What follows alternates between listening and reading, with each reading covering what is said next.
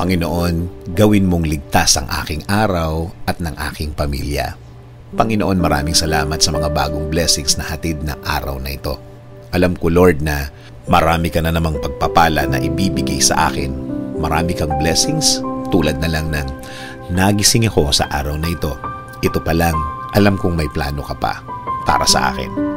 At alam ko, Lord, na lahat ng plano mo, lahat ng bagay na gusto mong gawin sa buhay ko, ikakaganda ng aking buhay. Ikaka-level up ng aking araw-araw. At alam ko din, Lord, na alam mo ang lahat ng nangyayari sa aking buhay. Alam ko din na bahagi ng blessings mo sa akin ay ang pag-aalaga mo sa akin. Na gawin akong safe saan man ako magpunta at saan man ako andun. Ginagawa mong safe ang lugar na yon. At alam ko, Lord, na since ikaw ang nangunguna ng aking buhay, alam kong patuloy mo akong i-guide sa mga darating na araw at panahon at sa lahat ng aking gagawin sa mga susunod na araw, linggo at mga taon na darating sa aking buhay.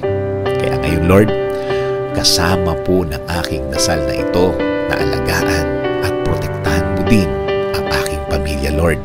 I-bless mo sila sa lahat ng kanilang gagawin at pupuntahan. Patuloy niyo po silang i-guide at gagawing blessed kahit saan man sila magpunta.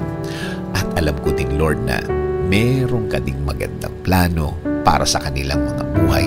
Alam kong i-guide mo din sila sa araw na ito at patuloy mo silang babantayan sa lahat ng pagkakataon ng kanilang buhay. Patuloy niyo pong pasukin ang aming mga buhay. Patuloy niyo kaming bigyan ng direksyon sa lahat ng pagkakataon.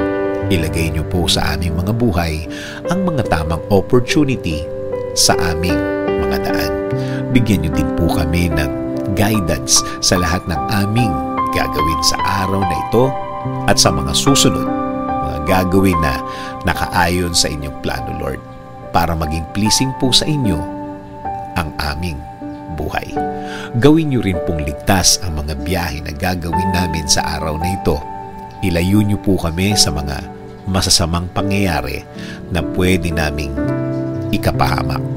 Ilayo niyo rin po kami sa mga taong gumagawa at nagpaplano palagi ng masama sa kanilang mga kapwa. Huwag niyo pong hayaan na matupad ang masamang nasa isip nila. Lord, kayo na din po ang bahala sa aming bayan. Ilayo niyo po ang aming bayan sa kahit na anong sakuna. Paunlarin niyo po ang bansang Pilipinas at lagi niyo pong gawing safe ang lahat ng Pilipino sa mundo. In Jesus' name I pray. Amen. Sabi nga sa Psalms 32:8, I will instruct you and teach you in the way you should go. I will counsel you with my loving eye on you.